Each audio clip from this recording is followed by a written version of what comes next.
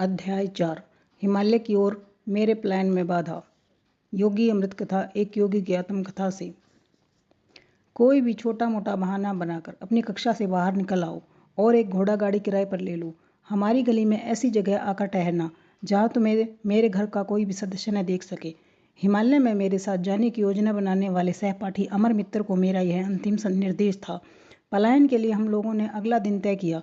अनंतदा मुझ पर कड़ी दृष्टि रखते थे। उन्हें संदेह था कि मेरे मन में भाग जाने की प्रबल इच्छा है। वे मेरी योजना को विफल बनाने के लिए कृतज्ञ संकल्प थे। तावीज मेरे अंदर आध्यात्मिक उफान ला रहा था। मुझे आशा थी कि हिमालय में मेरे वे गुरु मिल जाएंगे जिनका चेहरा मुझे अंतर्मन के दिव्य दर्शनों में दिखाई देता था। पिताजी का अस्थायी रूप से कोलकाता में स्थानांतरण हो गया था। अब हमारा परिवार वहीं रह रहा था। वहाँ मैं अटारी पर कमरे में नित्य ध्यान करके मन को ईश्वर अनुसंधान के लिए तैयार कर रहा था। सड़क पर अमर की घोड़ागाड़ी की आवाज़ सुनते ही मैंने जल्दी से सामान एक पोटली में बांधा और पोटली खिड़की से नीचे फेंक दी। मैं भागते हुए सीढ़ियों से नीचे उतरा और चाचा जी की बगल से आगे बढ़ गया। अपनी पोटली उठाकर मैं अमर से जा मिला। मेरे चालाक भाई गुप्तचर की भूमिका निभा सकते हैं, इसीलिए यूरोपियन पोशाक पहनकर हम लोग उन्हें चकमा देना चाहते थे। स्टेशन जाते समय रास्ते में हम चचेरे भाई जतिन घोष, जिन्हें मैं जतिनदा कहता था, के लिए रुके। वे नए नए हमारे पथानुयायी बने थे और हिमालय में किसी गुरु की शरण प्राप्त करने के आकांक्षी थे। एक नया सूट उन्होंने पहन लिया। अब केवल कैनवास जूतों की कमी थी। मैं उन दोनों को एक दुकान पर ले गया। पवित्र यात्रा में जीव हत्या द्वारा प्राप्त चमड़े की चीज़ें नहीं ले जानी चाहिए, इसीलिए अपनी भगवत गीता की चमड़े की जिल्द और विलायती हैट पर लगे चमड़े के फीते फेंक दिए। स्टेशन पर हम लोगों ने वर्धमान के टिकट खरीदे। गाड़ी भागने लगी तो मैंने अपनी कुछ महान आशाओं को शब्द प्रदान किए। जरा कल्पना तो करो, मेरे उत्साहपूर्वक कहा, महान गुरुओं से दीक्षा लेकर हम लोग ब्रह्म चैतन्य की समाधि का अनुभव करेंगे। हमारे शरीरों में से ऐसी चुंबकीय शक्ति पैदा हो जाएगी कि हिमालय के वन्य पशु पालतू जानवरों की भांति हमारे पास आएंगे। बाघ हमारा दुलार पाने की प्रतीक्षा में बैठी रहने वाली घरेलू बिल्लियों से अधिक कुछ न होंगे। भविष्य का चित्र प्रस्तुत करने वाले यह वर्णन, जिसे मैं लाक्षणिक तथा वास्तविक दोनों दृष्टियों से चित्तमोहक मान रहा था, अमर के होठों पर मुस्कान ले आया। परंतु जतिनदा ने अपनी दृष्टि दूसरी ओर घुमा ली और खिड़की से बाहर देखने लगे। पैसों को 3 हिस्सों में बांट लेते हैं। जतिनदा ने अपने मौन को तोड़ा। वर्धमान में अपने टिकट अलग अलग खरीदने चाहिए, इससे किसी को संदेह नहीं होगा।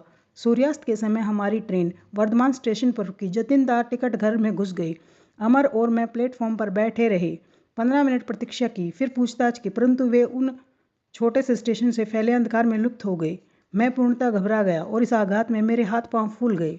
अमर, हमें लौट जाना चाहिए। मैं रो रहा था। विफल होना ही इस यात्रा का नियति है।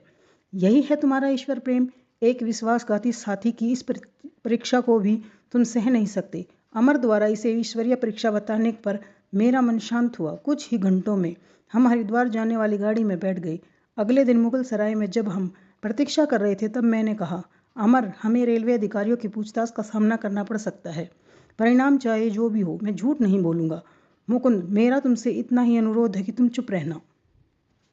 वहाँ पर हमने स्थिति को संभाल लिया। तार मेरे अनंतदा का था। लिखा था, यूरोपियन पोशाक पहने 3 बंगाली लड़के घर से भागकर मुगल सराय के मार्ग से हरिद्वार जा रहे हैं। मेरे पहुंचने तक उन्हें रोके रखना। अमर, मैंने तुम्हें कहा था कि निशान लगाए हुए टाइम टेबल को घर में मत छोड़ना। मेरी आंखों में नाराजगी थी। मेरे भाई को अवश्य ही वहाँ ऐसा कुछ टाइम टेबल मिल गया होगा।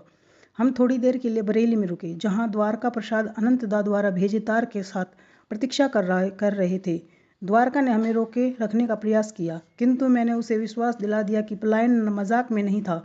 द्वारका ने हमारे साथ भागने का प्रस्ताव अस्वीकार कर दिया। उसी रात गाड़ी एक स्टेशन पर खड़ी थी और अधिकारी ने आकर अमर को जगा दिया। वह भी टॉम्स और टॉमसन नामों के जाल में फंस गया। भोर होते होते गाड़ी ने हमें हरिद्वार पहुंचा दिया। हम तेजी से स्टेशन से बाहर निकले। हमारा पहला काम था विदेशी पोशाक धारण करना, क्योंकि अनंतदा को हमारी यूरोपियन वेश का पता लग गया था। पकड़े जाने का पूर्वाभास मेरे मन में बोझ बन रहा था। हमने ऋषिकेश जाने के लिए टिकटें खरीद ली। मैं पहले ट्रेन में बैठ गया था। अमर अभी प्लेटफॉर्म पर ही था। एक पुलिस वाले ने उसे रोक लिया। वह हमें पुलिस स्टेशन में ले गया और हमारे सब पैसे ले लिए। उसने स्पष्ट किया कि हमें वहाँ रोक कर रखना उसका कर्तव्य था। हिमालय के कितने निकट, किंतु फिर भी बंधन में होने के कारण कितने दूर।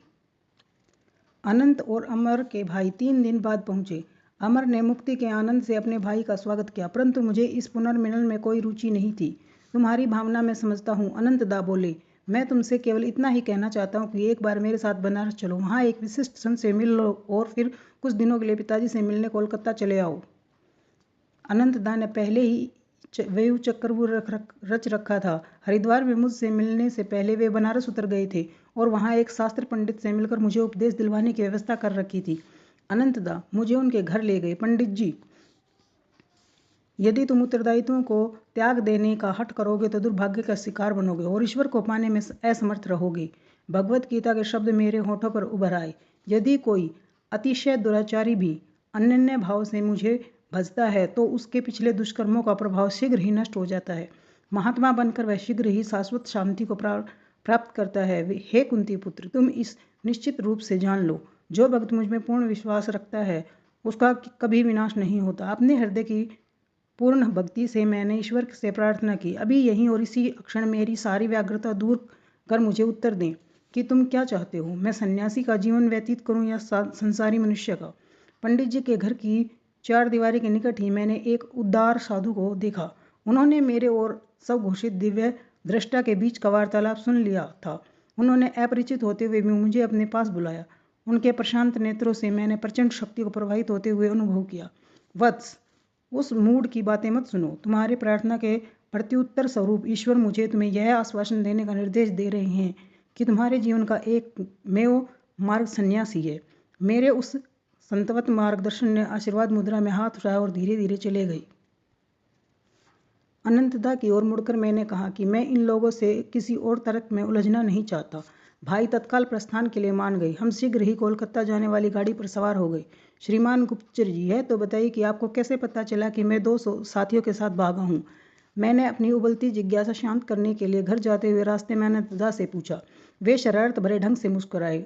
तुम्हारे स्कूल में मुझे पता चला कि अमर अपनी कक्षा से बाहर चला गया था और लौटकर नहीं आया था। मैं अगले दिन सुबह उसके घर गया और वहाँ एक निशान लगाया हुआ टाइम टेबल खोज निकाला। अमर के पिता उसी समय घोड़ागाड़ी से बाहर जा रहे थे और कोचवान से बातें कर रहे थे। आज मेरा बेटा स्कूल जाने के लिए मेरे साथ गाड़ी में नहीं आएगा, वह गायब हो गया है, पिता ने दुख भरे स्वर में कहा। मैंने अपने एक साथी कोचवान से सुना था कि आपका बेटा 2 अन्य लड़कों को यूरोपियन पोशाक पहनाकर हावड़ा स्टेशन की ओर गाड़ी में चढ़कर कहीं चले गए थे। कोचवान ने कहा। अपने चमड़े के जूते इस कोचवान को दे दिए थे। इस प्रकार मुझे 3 सूत्र मिल गए: टाइम टेबल, 3 लड़कों की मंडली और अंग्रेजी वेश। अनंतदा के रहस्य घाटनों को मैं हंसी और खींच के मिले जुले भाव से साथ सुन रहा था। यह तो स्वाभाविक ही था कि मैंने टाइम टेबल में निशान लगाए गए शहरों के रेलवे अधिकारियों को तत्काल तार भेज दिए। उसने बरेली पर भी निशान लगाया था, इसलिए मैंने वहाँ तुम्हारे दोस्त द्वारका को तार भेज दिया था। कोलकाता में अपने पड़ोस में पूछताछ करने पर मुझे पता चला कि हमारे चचेरे भाई जतिन दा भी एक रात से गायब रह रहे हैं, पर दूसरे दिन सुबह ही अंग्रेजी वेश में वापस आ गए थे। मैंने उन्हें खोजा और भोजन का निमंत्रण दिया। उन्होंने मेरे मैत्रीपूर्ण व्यवहार से निसंकोच होकर निमंत्रण स्वीकार कर लिया। रास्ते में संदेह रहित ढंग से मैं उन्हें एक पुलिस स्टेशन में ले गया, जहां उन्होंने सब सच बता दिया। जतिन दा के अदृश्य हो जाने के कारण मेरे मन में जो क्रोध था वह हंसी में बदल गया। उन्होंने मुझे जो संताप दिया था उसका सारा मूल्य रेलगाड़ी में मिले लोटपोट करने वाले स्पष्टीकरण से चुकता हो गया। मुझे स्वीकार करना पड़ेगा कि मुझे इस बात से कुछ संतोष अवश्य हुआ कि जतिन दा भी पुलिस की खातिरदारी से बच नहीं सके। अनंतदा, आप जन्मजात गुप्तचर हैं। मेरी विनोदपूर्ण दृष्टि पूर्णतः क्रोध रहित नहीं थी और मैं जतिन दा से कहूँगा कि मुझे खुशी है कि वे विश्वासघात के किसी उद्देश्य से नहीं, जैसा कि प्रतीत होता था, बल्कि केवल आत्मरक्षा की सतर्क सहज प्रवृत्ति से प्रेरित हुए थे। कोलकाता में घर पहुंचने पर पिताजी ने मर्मस्पर्शी ढंग से अनुरोध किया कि कम से कम उच्च विद्यालय की पढ़ाई पूरी कर लेने पर मैं पांव पर अंकुश लगाऊं। उन्होंने एक महात्मा स्वामी केवलानंद जी के नियमित हमारे घर आने की व्यवस्था की योजना की बात मुझे बताई। ये महात्मा तुम्हारे संस्कृत शिक्षक होंगे, पिताजी ने घोषणा की। पिताजी की आशा थी कि वे मेरी आध्यात्मिक पिपाशा एक विद्वान दार्शनिक से शिक्षा दिलाकर शांत कर देंगे, परंतु परिणाम रहस्यपूर्ण ढंग से उल्टा हुआ। मेरे शिक्षक मेरी ईश्वर आकांक्षा को हवा देने लगे। पिताजी को ज्ञान नहीं था कि स्वामी केवलानंद जी लाहिड़ी महाशय के उन्नत शिष्य थे, उस अद्वितीय गुरु के सहस्त्रों शिष्य थे जो उनकी अमोघ देवी शक्ति के प्रभाव से अपने आप को आकर्षित हो गए थे। मुझे बाद में ज्ञान हुआ कि लाहिड़ी महाशय केवलानंद जी को प्राय ऋषि कहकर संबोधित करते थे। वे उन गुरुओं से बिल्कुल विपरीत थे जो शास्त्रों को कंठस्थ कर बिना किसी वास्तविक अनुभूति के अपनी कल्पना से ही उनका अर्थ बताते हैं। श्लोक का अर्थ तुम्हें जिस रूप में समझ आए उसी प्रकार उसकी व्याख्या करो। किसी बात पर आंख बंद कर विश्वास कर लेने की सलाह गुरुदेव कभी नहीं देते थे। शब्द खोखले हैं। वे कहते हैं, ईश्वर की उपस्थिति के दृढ़ विश्वास को ध्यान में अपने परमानंद में संपर्क में प्राप्त करो। शिष्य की समस्या चाहे जो भी हो, उसके समाधान के लिए गुरुदेव क्रिया योग के अभ्यास का ही परामर्श देते थे।